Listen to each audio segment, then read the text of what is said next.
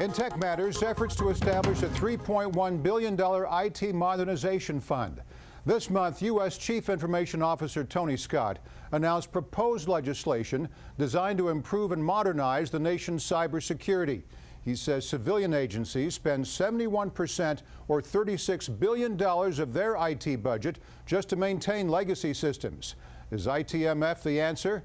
For more, I'm joined by Dan Chenok, Executive Director at the IBM Center for the Business of Government and recipient of the 2016 Fed 100 Eagle Award.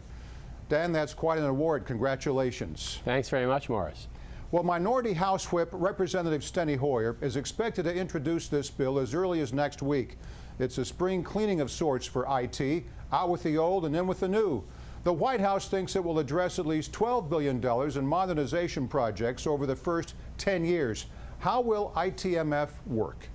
So the way that OMB has proposed the fund to work is for agencies to think about what are their most important systems where there are significant operational or security risks, as well as the promise of delivering greater benefits and services to the American people.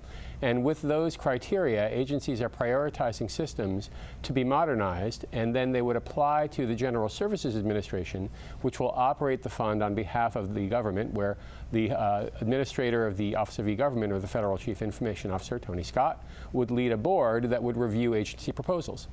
All right, let's talk about the role the General Services Administration would play in this process. Scott writes, GSA will provide integrated modernization expertise to agencies in implementing their modernization plans. Every investment that receives funding will benefit from centralized oversight and expertise, increasing the probability of success. Now, Dan, what role does category management play in this discussion?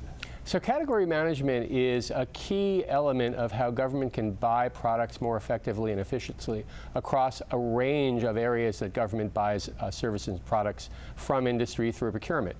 In information technology is a major category among those that GSA is implementing, and category management will be one of the vehicles by which this fund is implemented. Selling this bill on Capitol Hill, as you know, won't be easy. Representative Jason Chaffetz, chairman of the House Oversight and Government Reform Committee, called it hogwash. It invites comparisons to the Pentagon's Overseas Contingency Operations Fund, or OCO, which critics have deemed a slush fund. What's different about ITMF?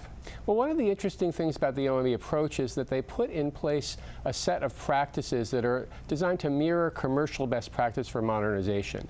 And they really led with the substance of those criteria in terms of what they asked agencies to identify for the systems that they would modernize and what goals agencies would try to achieve. Technologies like cloud and analytics, mobile computing, the cognitive era.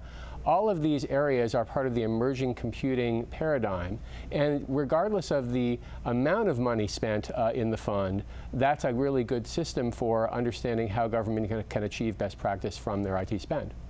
Dan, at last week's Fed 100, Dave McClure highlighted the decades of work you put in to improve federal IT. The call to replace legacy systems is nothing new, but the OPM data breach gave this effort a lot of momentum. What kind of impact would ITMF have on federal cybersecurity? So that's one of the major goals of the proposal for the IT Modernization Fund. For many years, the federal government has built up a set of legacy systems that really haven't kept pace with commercial best practice in terms of security standards, and it takes a lot to patch them and understand where there's traffic problems happening on the network and how to address them, how to patch them.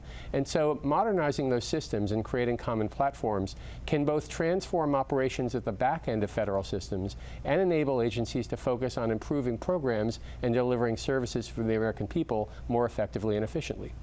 It's great to get your insight. Dan Chenok, Executive Director at the IBM Center for the Business of Government. Thanks again. Thank you, Morris.